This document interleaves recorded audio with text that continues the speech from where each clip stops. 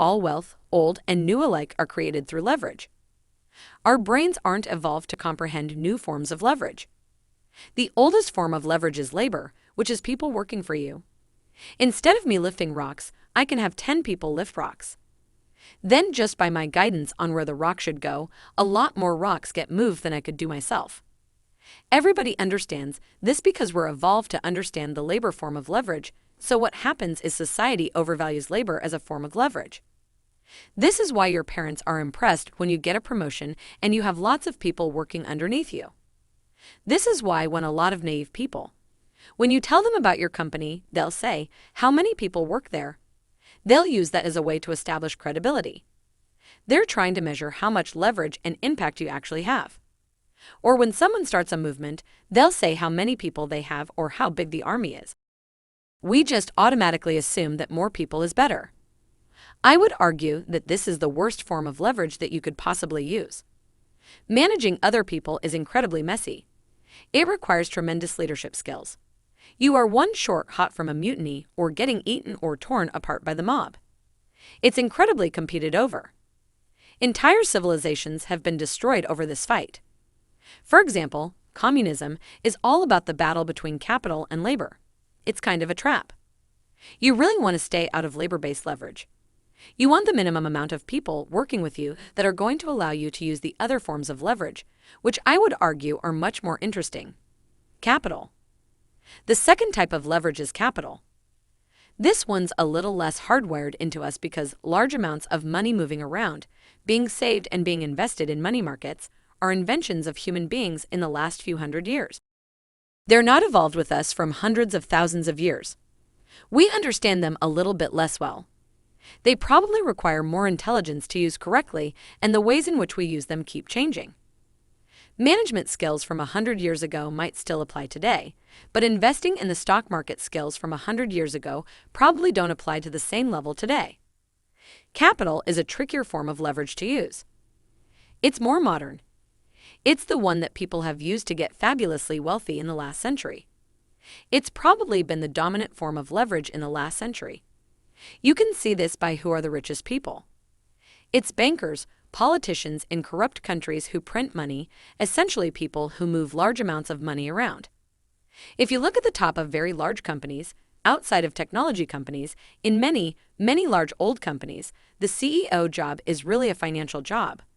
They're really financial asset managers.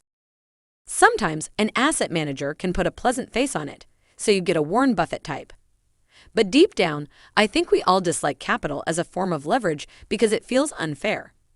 It's this invisible thing that can be accumulated and passed across generations and suddenly seems to result in people having gargantuan amounts of money with nobody else around them or necessarily sharing in it. That said, capital is a powerful form of leverage. It can be converted to labor. It can be converted to other things. It's very surgical, very analytical. If you are a brilliant investor and given $1 billion and you can make a 30% return with it, whereas anybody else can only make a 20% return, you're going to get all the money and you're going to get paid very handsomely for it. It scales very, very well. If you get good at managing capital, you can manage more and more capital much more easily than you can manage more and more people.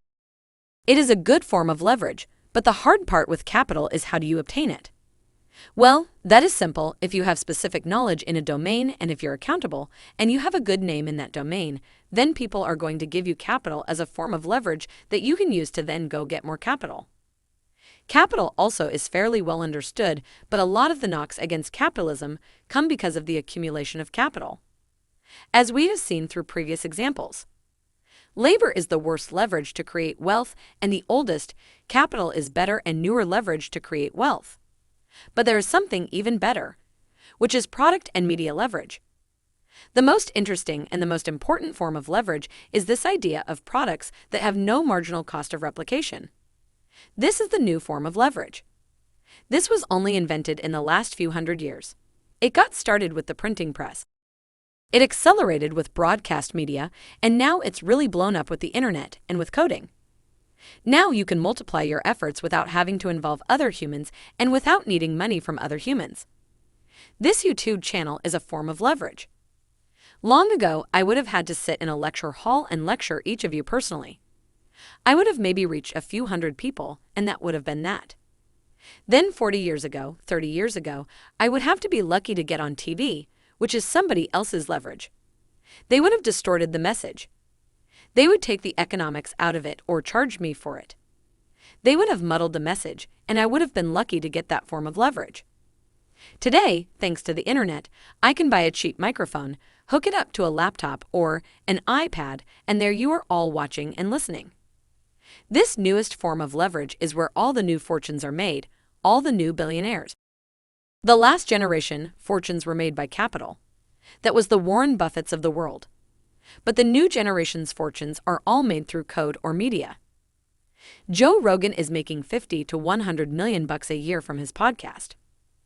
Mr. Beast, I don't know how much money he's rolling in, but he's bigger than the news.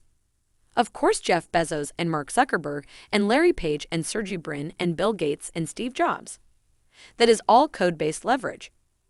Now the beauty is when you combine all of these three.